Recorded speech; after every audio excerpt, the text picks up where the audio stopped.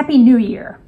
I want to thank the Organization of Iranian American Communities for inviting me to join this celebration of no ruse. A lot has changed since we last saw each other in March of 2020.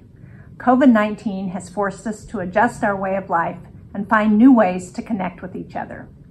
But many things have stayed the same, and that includes the continued fight for a responsive and just government in Tehran.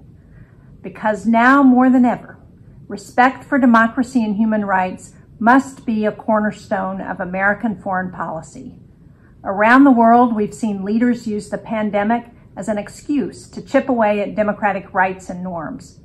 The group gathered virtually today knows all too well the dangers of a government that is not responsive to the will of its people and firmly committed to human rights. In recent months, authorities in Iran have relied on internet blackouts to curb street protests. They use this authoritarian tool to limit gatherings, to clamp down on information and prevent transparency. And earlier this month, on International Women's Day, the UN released a report on human rights in Iran. It painted a very bleak picture. Women and girls in Iran continue to be treated as second-class citizens. Human rights advocates, ethnic minorities, journalists, and people with dual nationalities are targeted by the regime.